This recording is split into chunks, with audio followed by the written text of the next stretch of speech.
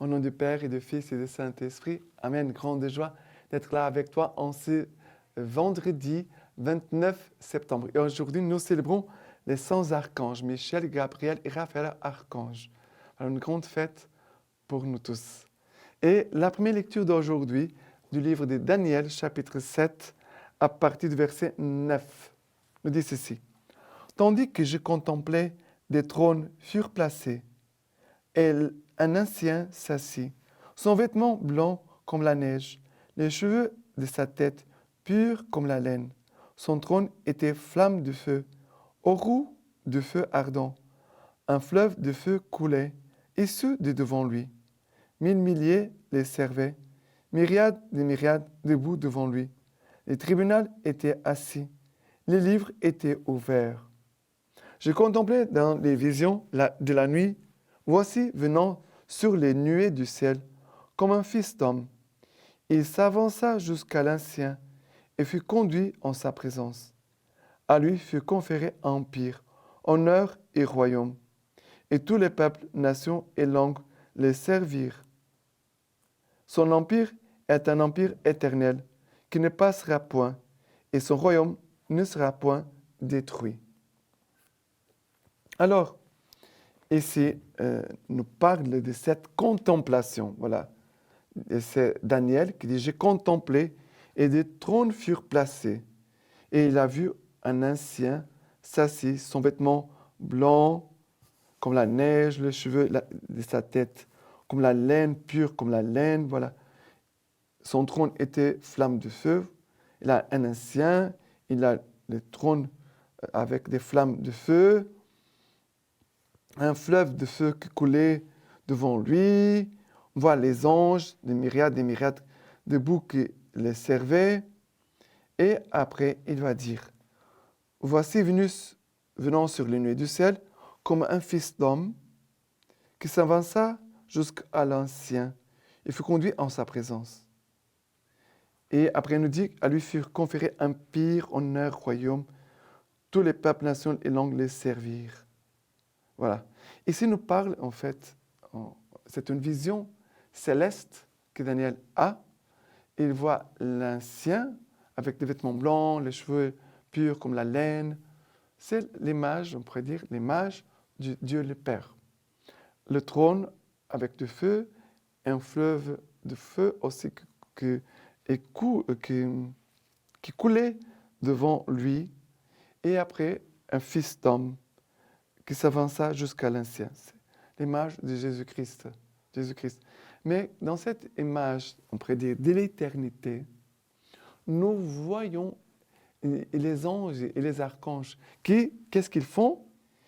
Il dit, 1000 et milliers les servaient, myriades et myriades debout devant lui. Et après, on entend cette acclamation, honneur et royaume. Voilà, les langues qui chantent, qui louent le Seigneur. Son empire, un empire éternel qui ne passera point, et son royaume ne sera point détruit. Les anges et les archanges qui sont dans ces services, en premier, à Dieu. Les premiers services, la louange et la glorification de Dieu. Mais aussi, ces archanges, Michel, Gabriel et Raphaël, qu'on va avoir aussi une intervention dans notre vie humaine. D'accord?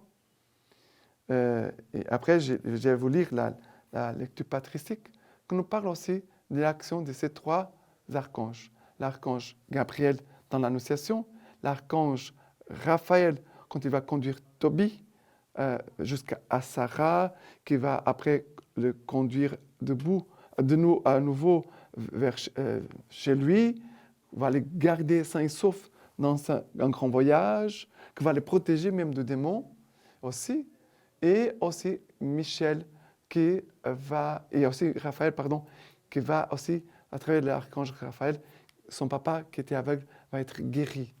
Et après, l'archange Michel, qui combat les démons, qui combat les dragons, ça veut dire les serpents, les diables. D'accord? Mais maintenant, le psaume d'aujourd'hui c'est le psaume 138.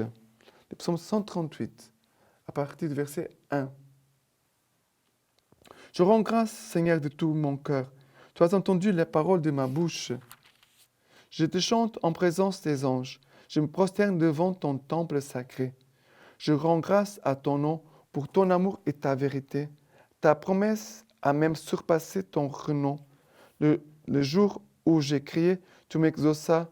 Tu as accru la force en mon âme. Tous les rois de la terre te rendent grâce, Seigneur, car ils entendent les promesses de ta bouche. Ils célèbrent les voies du Seigneur. Grand est la gloire du Seigneur. À nouveau, nous trouvons ici dans le psaume la présence des anges. Je te chante en présence des anges. Je me prosterne vers ton temple sacré. Les anges aussi qui nous enseignent à aimer, honorer, glorifier Dieu, à nous prosterner devant le Seigneur pour l'adorer. Les anges et les archanges, leur premier service, c'est la louange et la glorification et l'adoration de Dieu. Notre vie aussi, conduite par les anges et les archanges, doit aussi être cette louange, cette glorification et cette adoration de Dieu. C'est notre premier service aussi avec les anges et les archanges.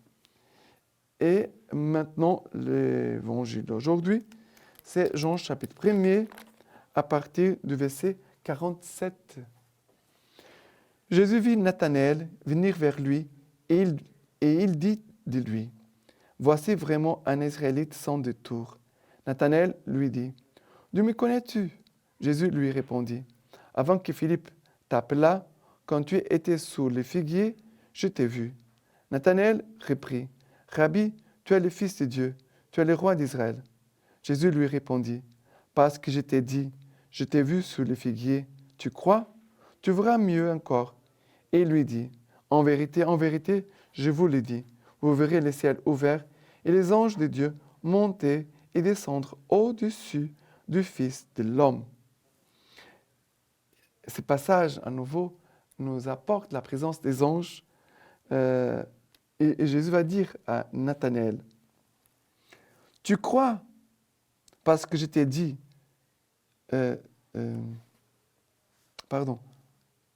Jésus lui répondit, « Parce que je t'ai dit, je t'ai vu sur le figuier, tu crois? Tu verras mieux encore. Tu verras mieux encore. Parce que tu vas voir, vous verrez les ciels ouverts et les anges de Dieu monter et descendre au-dessus du Fils de l'homme. » Ça veut dire que Jésus, déjà ici, parle du moment de sa glorification, du moment de sa passion, de sa mort sur la croix, où les anges vraiment, là, au moment où Jésus est sur la croix, les anges apportent au Père l'offrande de Jésus. Jésus qui s'offre au Père, et les anges qui sont là en train de faire monter au Père cette louange, cette offrande de Jésus, mais aussi qui reviennent aussi pour nous attirer vers les hommes. Jésus disait, quand je serai sur la croix, j'atterrirai tous à moi. Quand je serai élevé de terre, j'atterrirai tous à moi.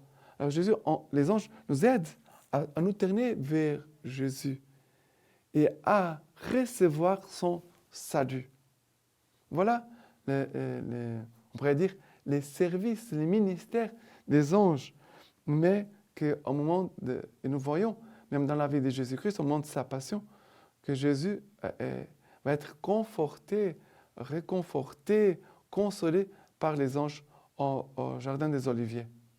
Voilà que les anges veulent vraiment nous aider, et spécialement dans le moment difficile d'épreuve, de souffrance. Et maintenant, la lecture patristique d'aujourd'hui, au milieu de Saint Grégoire les Grands, nous dit ceci. On appelle anges ceux qui portent les messages moins importants et les archanges ceux qui annoncent les plus grands événements. C'est pourquoi l'archange Gabriel fut envoyé à la Vierge Marie et non pas un ange quelconque. Par ses ministères, il s'imposait d'envoyer un ange du plus haut rang, annoncer le plus haut de tous les événements. Michel veut dire qui est comme Dieu. Gabriel, force de Dieu. Raphaël, Dieu guérit. Voilà. Michel veut dire qui est comme Dieu. Gabriel, force de Dieu. Raphaël, Dieu guérit. Chaque fois qu'il ait besoin d'un déploiement de force extraordinaire, c'est Michel qui est envoyé. Son action et son nom font comprendre que nul ne peut faire ce qu'il appartient à Dieu seul de faire. À la Vierge Marie, c'est Gabriel qui est envoyé, dont le nom signifie force de Dieu. Ne venait-il pas annoncer celui qui voulut se manifester dans une humble condition pour triompher des puissances démoniaques? Raphaël, comme nous l'avons dit, s'est traduit Dieu guérit. En effet, il délivra des ténèbres les yeux de Tobie lorsqu'il le toucha comme pour remplir l'office des soignants. Celui qui fut envoyé pour soigner est bien digne d'être appelé Dieu guérit. Magnifique. Maintenant, je vous laisse la bénédiction par les mains toutes pures de la Vierge Marie.